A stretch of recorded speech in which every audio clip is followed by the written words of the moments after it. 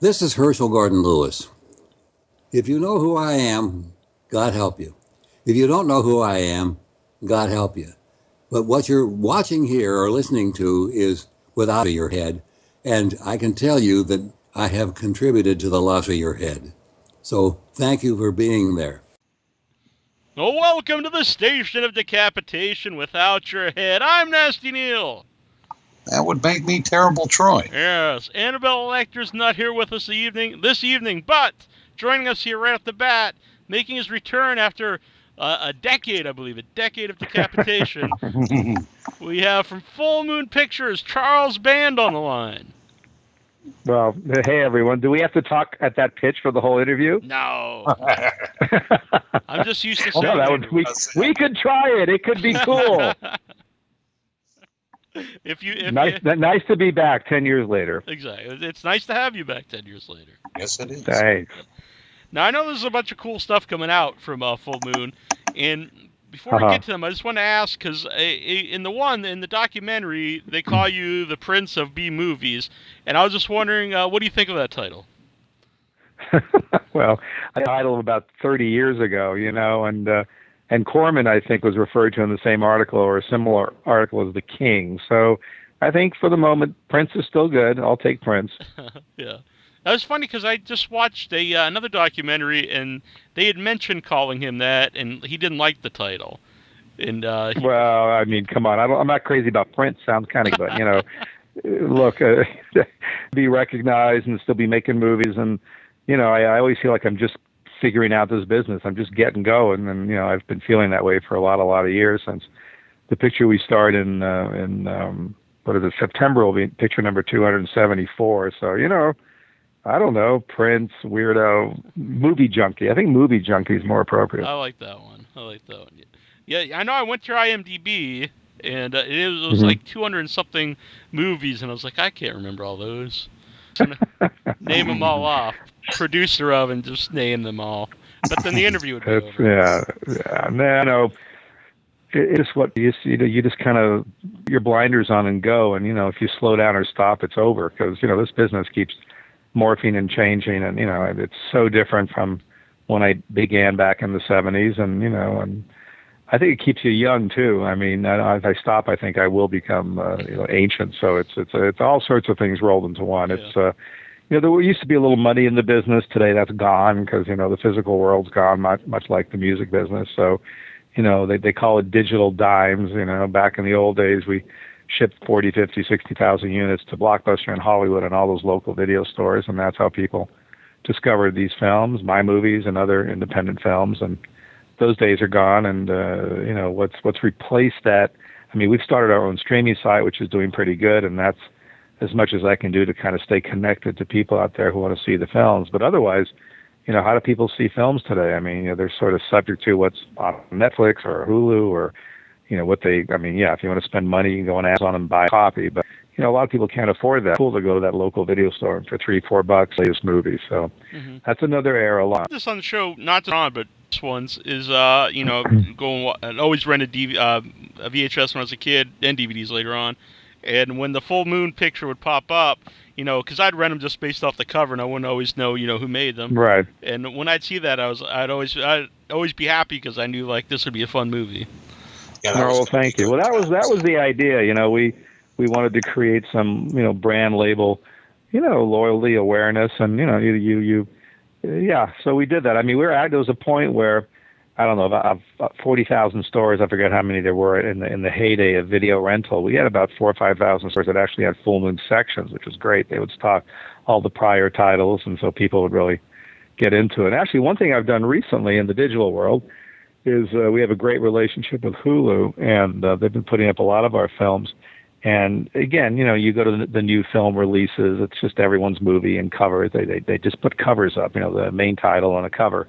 So I told them a few months ago, I said, that people really do follow these films, and there's a certain, brand loyalty. And, could I be the one guy to convince you all to actually put our logo on the bottom right of every one of our films? By then we had maybe 40, 45 movies up on Hulu.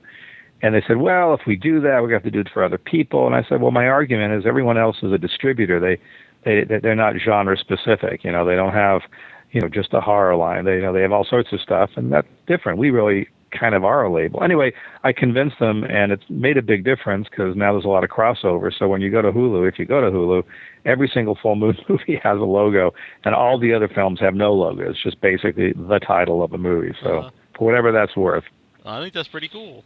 Yeah, I think that's awesome. Yeah. And you kind of covered it here, but you talked about things changing, and you also mentioned, kind of keeps you young, but I would think you'd have to stay in touch with like the new developments in technology when your changes so much, or else you'd be left behind. Well, that's part of young. I mean, you can just hang the way it started. It was all theatrical. I mean, I was at the tail end of a great era that Roger Corman pioneered, and movies were released on film and in movie theaters, and our movies were sort of the B side of the bill, and you would drive-ins, and that's where the revenue came from, either your success or failure. So in a matter of not that many years from my starting, then it became the video business, direct-to-video and Betamax and VHS, and that morphed into DVDs, and the whole physical world's gone, which in a lot of ways is a bummer, because no one in my position can hope to make any kind of return on a movie, because it's essentially either pennies from the digital people or free, because it gets ripped off on all the torrent sites and everyone's watching these movies for free. So you have to find other ways to bring money in, whether it's crowdfunding or selling merch or standing on your head. It's just the world's changed. I mean, the fundamentals are the same. You still got to have a good script and tell a good story, and you got to have talent. Otherwise, it's just a stupid, images. I mean, even these big tentpole movies these days are just, few and far between any good. I mean, I don't know how many times for $200 million we're going to see the same iconic buildings explode and bridges explode and people falling off, and it's just like, okay, that's like, I know you just spent $80 million in CGI, but just give me a little plot, please, with some people we care about. Yeah. No. What are your thoughts on piracy? How much does that hurt? Especially. No, it hurts really bad. I mean, it. I mean, I don't even know how to describe. I mean, no one can really figure out the effect. I mean, it's bad.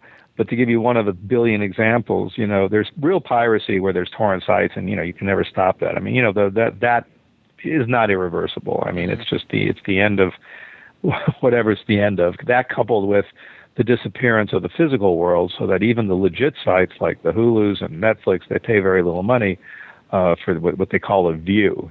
So as just one of a billion examples. There used to be a fellow who worked for me who a lot of what he did was to look on not legitimate sites, but like YouTube. And every week, there half a dozen people, for whatever reason, thought, well, let's just put up a full moon movie and we'll all watch it for free. So, then all you can do is find them and take them down. Now, YouTube's good at that. I mean, you say, hey, I'm the copyright owner of this movie, and some schmo had put it up, and they take it down. It's a process. It takes time. And there was a guy who pretty much 80% of his time was devoted to doing that, which I let go eventually. It's like, it's very hard to fight that. So recently I keep getting emails from fans saying, hey, dude, this is up and that's up, and Evil Bong 5 is up. And so, I don't know, a few weeks ago, or maybe it was a month ago, someone said, hey, one of your older little sexy movies is up. Fairy Tales is up. And I go, Fairy Tales? I said, I didn't even know that ever went up on YouTube. And it's one of those titles I no attention to. So we found it, and of course we did the application to take it down. And then the same dude who was helping me take it down said, 4 million people watch this thing. So, 4 million people, even a dime from 4 million people would go a long way in helping make another movie. So, and that's YouTube. That's not, a torrent site. That's just a site where people put stuff up thinking, hey, how far out? Let's just put this most recent movie up and just let people watch it. Yeah. So, it's a little bit of thing mixed together. But yeah, the bottom, there's no more, when I started out, not to mention, I guess when Roger and other people started out years before me, the idea was, you make a clever movie, you do a good job, people dig it, and whether it's ticket sales or video rentals, you get your investment back and make a little money and then make another movie. I just feel bad for anyone, starting out, anybody with hopes and dreams of making small, clever, independent movies. Those days are gone and they're never coming back. There's no hope of recovering even a small percentage of your budget because there's just no money. You got to think of other ways of doing it. So, not to be like a total bummer on your show, but that's the way the world spun. No, yeah. Yeah, I just watched. It was a VHS Massacre, which was a documentary about the collapse of VHS and DVD, and then it was also a lot about piracy. and I watch it, and I just totally got depressed. I thought the exact like, man, Right. it's like, Oh yeah, it's a terrible shame. yeah, not to laugh about that, but Well, it is a shame, and it's what happened to the in large part to the record business. But speaking about staying on the edge and staying forward thinking, and so yeah, you just can't stop and moan and think, oh, too bad those good old days are gone. So for Full Moon, which is very prolific, and we're doing everything under the sun, you just keep rolling forward like a crazy snowball, and just hope that other things that we're doing will work. And maybe things will turn around to where the digital world is so vast and connected and people are more educated and on services that pay a few pennies. Maybe there'll be a day where you can still make that small independent movie and your digital dimes will add up and you'll go, hey, there's still a business there. I mean, that's a long way away. So everything, a lot of what we're doing, love making the movies. That's sort of the core business. But the merch, the things, all the other crazy stuff we're doing is to bring in money from somewhere else so we can keep making movies. That's why I guess we are movie junkies. yeah. Now, Full Moon's always had a lot of the cool monsters and little things that would Right. kind of built in to make merchandise. But like is that something you think about when you actually make a movie? Like, well, if we have a little gimmick thing in here, we can make it into an action figure or whatever, and it helps the movie. Actually, not really, because it's good that I've just sort of. I mean, years ago when I started making movies in the '80s, like Dolls, and then the early Puppet Master films. I mean, there was never a thought about merchandise. That came many, many years later, and thank God I have movies that have those characters, creatures, and puppets and dolls in them. If I just made slasher movies, I'd be in trouble.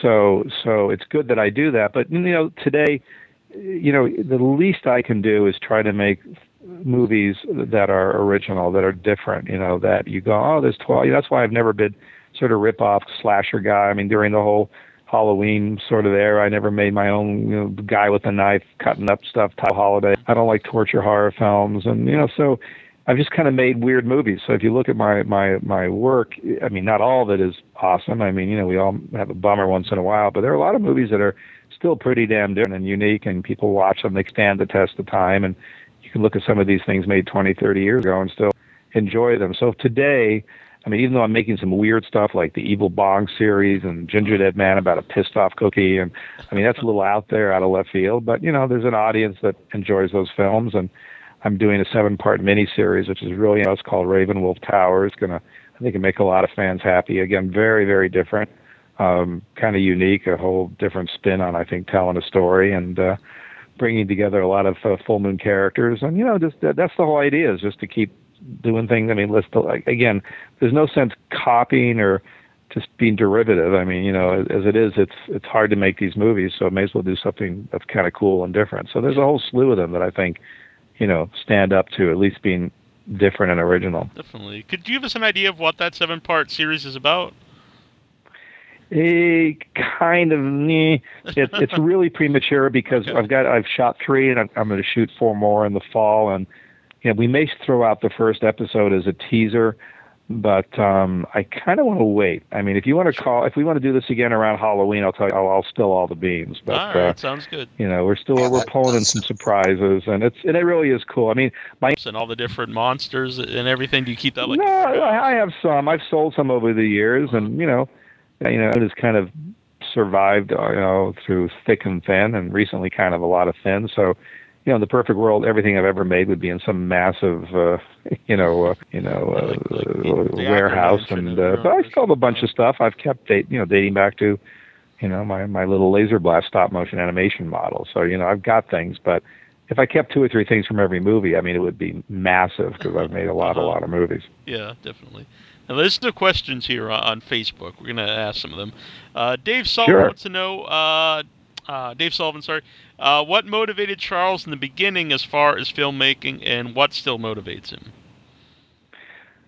Well, I mean, not to keep harping back on a silly word, but I really love making movies. I mean, everything else is sort of waiting from point A to point B. To me, a vacation is when I go on the set and get to make a movie. And I was really spoiled back in the late 80s and the early 90s because that was the height of the direct-to-video business, and we were making 20 movies a year for a couple of years in the early 90s, and that's like a head spinner. I mean, I didn't know we did that, and that was all in 35 millimeter. So obviously we've slowed down a lot. Not that many movies, if that was the mission, but the business doesn't allow it. So back in the day, I was a fan of these movies. I grew up in Rome, Italy. No TV there, but weird Italian movies, and I was into all the early Ray Harryhausen films, and super into Marvel Comics and pre-Marvel Comics, all the monster mags that Jack Kirby did and Steve Ditko, and I don't know, somehow all that was what I was passionate about. And then I was lucky enough to grow up on a movie set, which I was really into. And my dad, who was an awesome dad, he put me to work doing every sort of apprentice job you can imagine, even jobs that are obsolete today because the world's changed. So kind of by the time I was a teenager and I was very entrepreneurial, I was making some money and doing my thing. I figured, well, when I get back, it's because we were planning to come back when I turned 20, which did happen. I thought, well, I'm just going to go start making horror movies, and that's kind of what I did. But that was just because I love the genre. And I also love sci-fi, but I learned quickly that to do a credible sci-fi movie, I can't do it on such a small budget. The canvas is a little, more ambitious. So that's why, I've made my share of some sci-fi movies that I think were pretty cool, but they've been, horror films. Yeah. Still to this day, I don't think there's a cooler scene than the skeleton fight scene in Jason and the Argonauts. Oh yeah, these are magic moments, and it speaks towards, also what, and not to harp back and go on a whole roll about these big tentpole movies, but why were these movies so magical? The technology. You could look at stop motion as being kind of a arcane effects technology, but it had a lot of magic.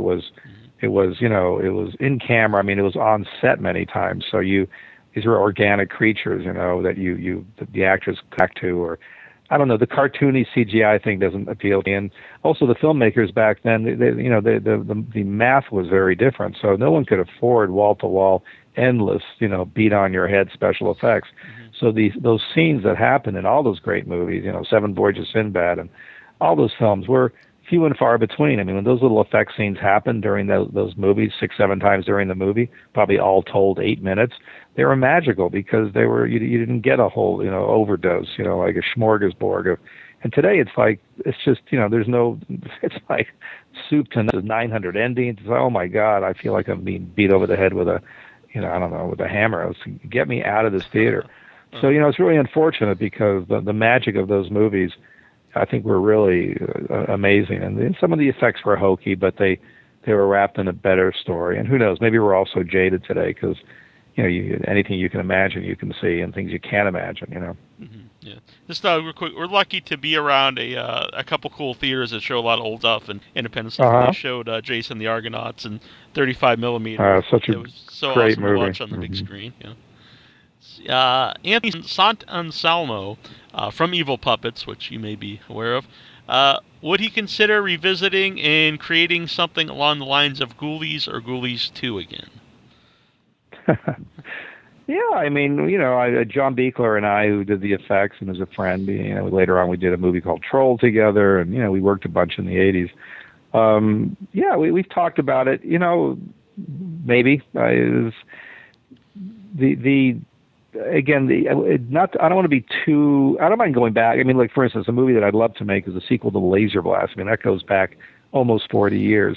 And, it's kind of a timeless tale if anyone remembers it. It's of course, and it was a lot of fun watching on Mystery Science Theater 3000 too, what they did with it. But, there are movies you want to go back and maybe, but, we made 3 sequels to Ghoulies or 2 sequels to Ghoulies, but, why not? One day it may make sense. What's all these characters kind of, in my mind, living in the Full Moon universe. So that's why Ravenwolf Towers is really exciting to me, because it's the first time I've really tapped into telling stories and pulling characters in from this body of work. I'm very interested in that. That sounds great. Let's see, Charlie Burkett here in the chat room, he says he's been watching your movie since he was 5, and he wants you to bring back the original puppets for sale. Apparently, I guess you don't have. I don't know. That's. I'd like. The original puppets, like 1-to-1 scale real puppets that we use on set. Is that what he wants? I think he says I guess 6-shooter is a stealth one. I'm not exactly sure what he means, but I guess.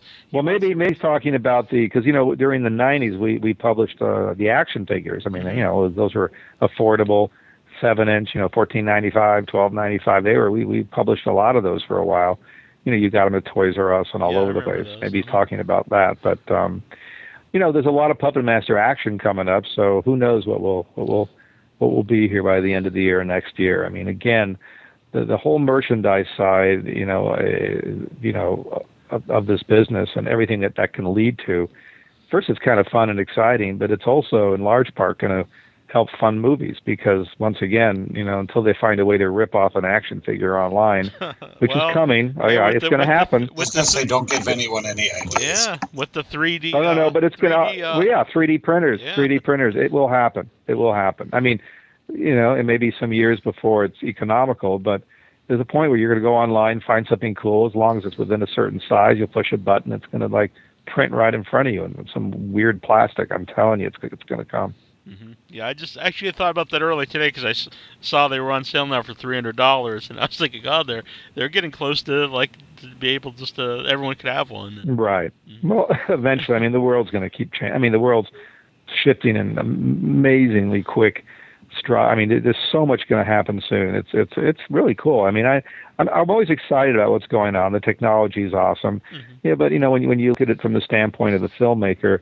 Again, look at all these people. I mean, how do you? It's a little different. What part of the country you're still people who are going to get their movies at Redbox and stuff. But at the end of the day, there's so. I mean, it's an embarrassment of choices. There's just so much going on.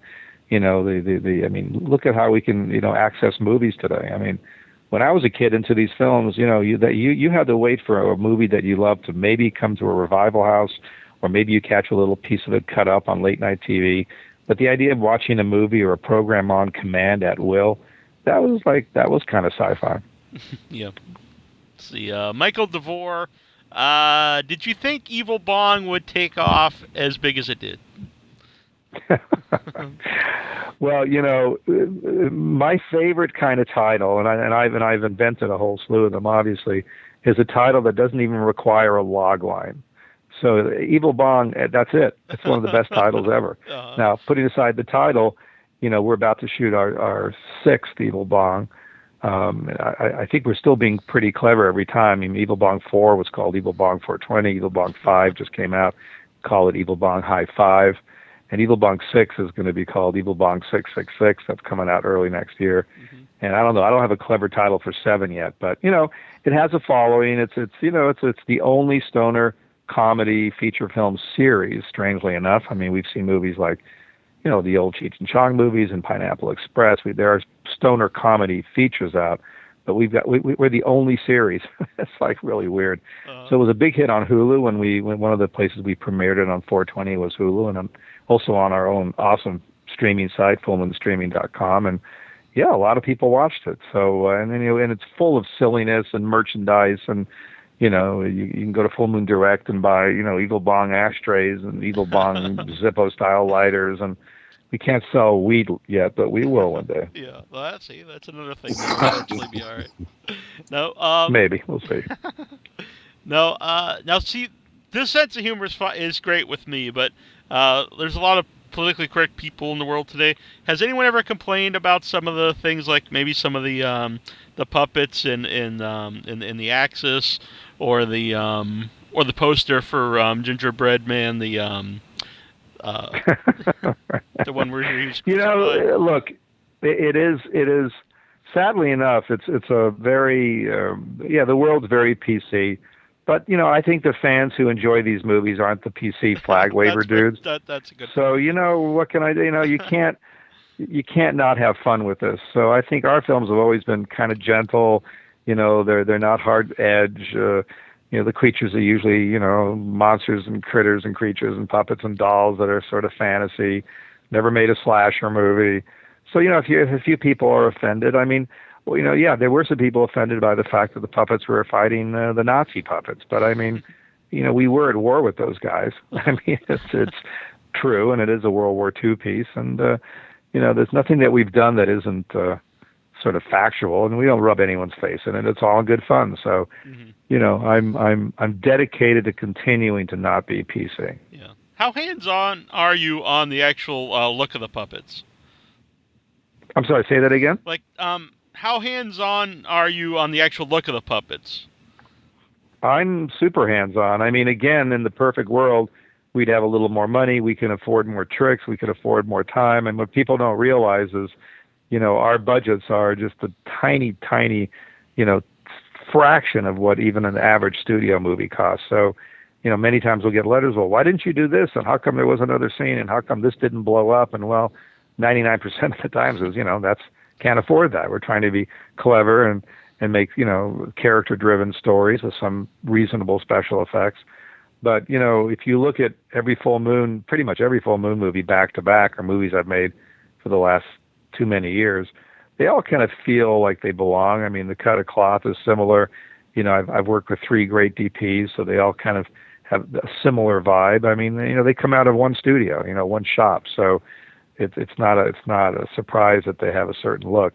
And yeah, we not every time are we lucky to get the right people, the right special effects guys, we'd love to. I mean, the work we did in the early days of Puppet Master with the wonderful stop motion animator David Allen was just magical. And Dave was a very close friend, and if he hadn't died of cancer, 15 years ago, he'd still be helping us out. And he was really the last guy who really had a mastery of stop motion animation. He was a protege of Ray Harryhausen. So, Dave went away, and the few other remaining stop motion guys all morphed into the CGI world, which is where the money is. So, you can't really find anyone who knows how to do what Dave used to do. Mm-hmm. Now, I can't ask you which is your favorite, because I'd be like, which is your favorite child, but any of the puppets or any of the monsters, any of them most personal to you? Oh, God. There's so many. I mean, it's more about the movie than the monster, but I'm really fond. No, there's just too many. I don't even know the Puppet Master movies.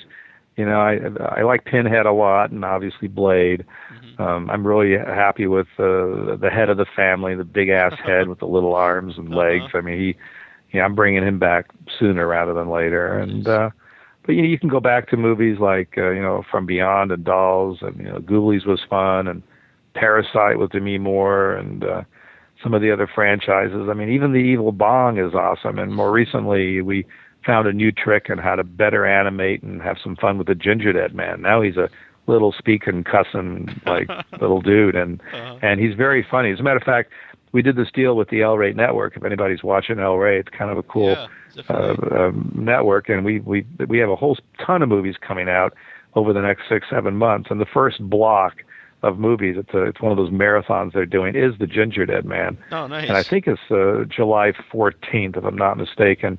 Then 2 weeks later, there's all the Puppet Master films at the end of July, and then Killjoy, and I mean, they have weekends planned of full moon films. But if you watch the Ginger Dead Man marathon, first it's kind of fun, the movies are cool, but we've also created these really bizarro commercials that are completely non-PC. I mean, people may not know this, but when you watch El Rey, before 9 p.m., you hear no cussing, and you can't see a boob, which is, of course, a bummer. Now, after 9 p.m., boobs are flying, and people can cuss.